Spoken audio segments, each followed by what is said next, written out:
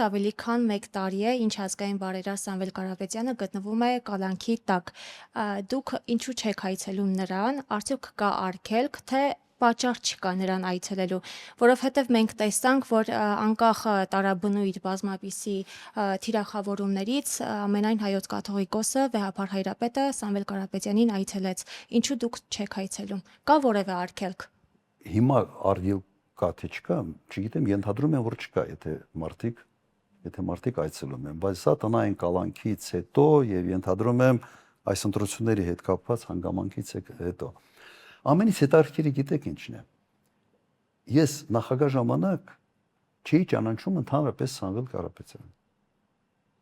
Չի ճանաչում։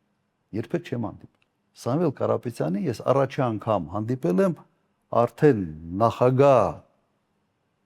երբ չեմ եղել, երեմի 2-3 տարի անց։ Եվ ազնական ընկերություն երբեք չեմ արել։ Միշտ լավ եմ լսել իր մասին, մենք ունեցել ենք ընդհանուր այսպես ընկերներ, բայց իր հետ ընդամենը մի քանի անգամ հանդիպել։ Բայց այնպես է ներկայացվել ամբողջ ընթացքում, որ սենց նույն մարդիկն են եւ այլ կոմունիկացիայի բանը կա, հնարավորությունը այսօր կա, հանդիպման կարիք լինի, ուրեմն կհանդիպենք։ Այստեղ որևէ արգելք ես չեմ տեսնում, բայց նախընտրական այն ժամանակահատվածում, երբ որ փորձում էին բոլորին ներկայացնել որպես սենց մեկ միավոր, երևի նաև այդ սենց չամրապնդելու համար այդ քարոզչական թեզը, այդ հանդիպումների բանը չկար։ Բայց իրականում ես կրկնում եմ, թե բացատրեցի, թե իրական պատկերը ինչպիսին է։ Պարոն նախագահ, Բայց մի րոպե ինձ հետաքրքիր է, էլի ձեր մոտ տպավորությունը ինչպիսին էր, որ մենք սենց սա մի թիմով մշտական Հանրային դաշտում ինչպես ներկայացված է, կարծում եմ տպավորությունը նաև հանրության հետ շփվելով այնպիսին է, որ ջերմ հարաբերություններ ունեք։ Չի, ես հարգամ, նայեք, Սամվել Կարապետյանը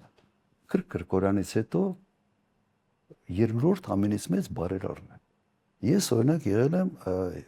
համահայկական հիմնադրամի հոգեբարձուների խորհրդի անդամ։ Ես չէի մասնակցում նիստերին արդեն պաշտոնը թողնելուց հետո, բայց այդ նյութերին զուգարկում էի։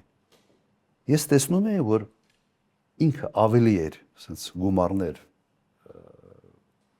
մուծում հիմնադրամին, քան բոլորը, նույնիսկ շատ դեպքում, քան բոլոր մյուսները միասին վերցրած։ Բայց մի մարդ իմ թղթերով ես տեսնում էի, որ իսկապես հատուկ վերաբերմունք ունի Հայաստանի նկատմամբ, հայրենիքի նկատմամբ։ Եվ վերաբերմունքը իսկապես լավն էր, բայց ազնական ընկերություն, ազնական մոտեցություն երբեք չենք ունեցել։ Մի քանի ավելի շատ sense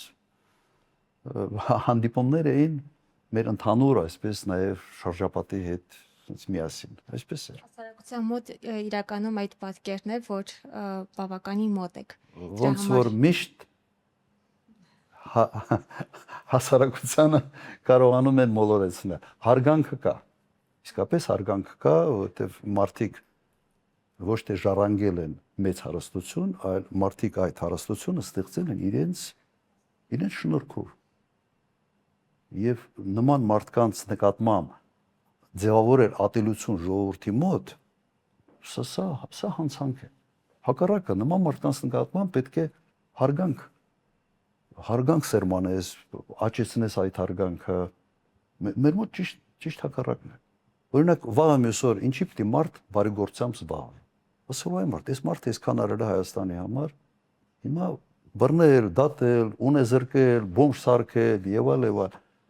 Ինչի մարդ պետք է զբաղվի բարեգործությամբ։ Մարդ ինչի համար է զբաղվում։ Զբաղվում է, որ բարի համբավ ունենա, չէ՞։ Նույնիսկ եթե քաղաքականությամբ չի զբաղվում, բարի համբավի համար։